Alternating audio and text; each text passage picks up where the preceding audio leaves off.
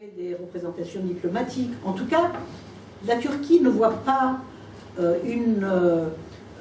intérêt matériel et une possibilité pour elle. Le gouvernement, le pouvoir turc ne voit pas cette possibilité. C'est la raison d'ailleurs de l'échec des protocoles. Ce n'est pas les manifestations qu'on a faites ici, etc. C'est parce que la Turquie ne voit pas d'intérêt à ouvrir la frontière de l'Arménie.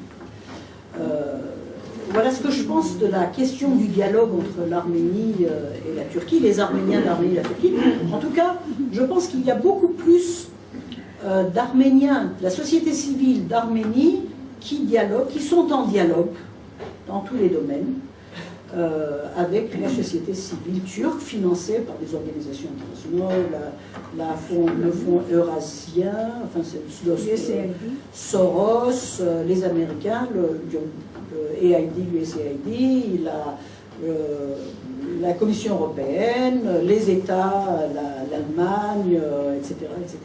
Donc il y a beaucoup d'argent et il y a beaucoup d'Arméniens d'Arménie qui dialoguent parce qu'il y a beaucoup d'argent aussi.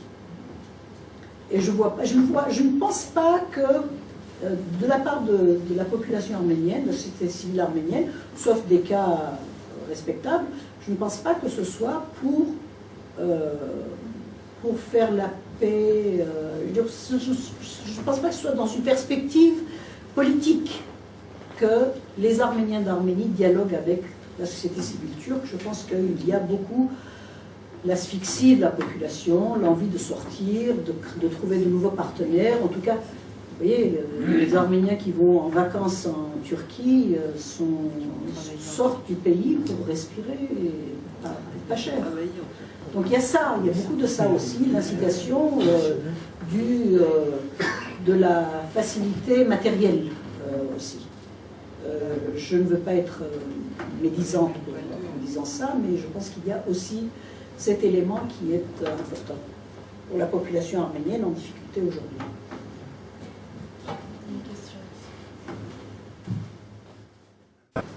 Je voulais ajouter une autre chose qui concerne l'Afrique du Sud, le pardon.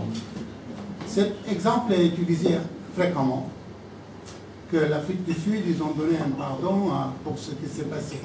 Mais il ne faut pas oublier que quand ils ont donné le pardon, il y avait une vérité qui était reconnue.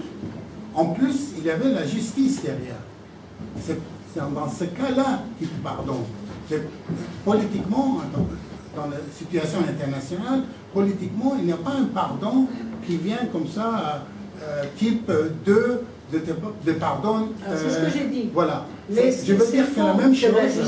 La justice n'y était pas en Afrique du Sud. On a pardonné, on a absous les criminels. C'est-à-dire que dans d'autres cas, il y a les commissions. Les commissions sont des commissions de justice, de vérité, justice, réconciliation. Dans le cas de l'Afrique du Sud, la commission s'appelle bien vérité et réconciliation.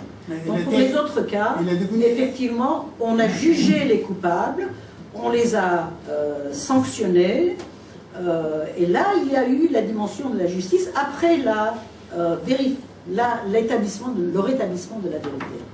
Mais je ne veux pas discuter ici dans cette...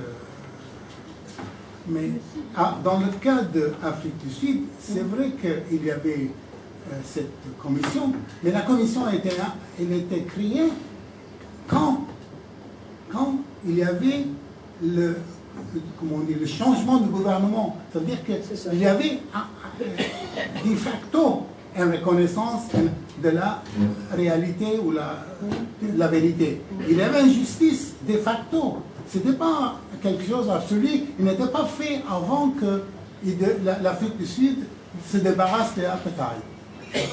Alors c'est un faux exemple qui, moi j'ai entendu plusieurs fois par des... Pas des Africains, mais par des gens qui sont assez intelligents, par des Australiens, parce qu'il y a le cas d'Australie aussi, quand ils ont voilà, avec les aborigènes.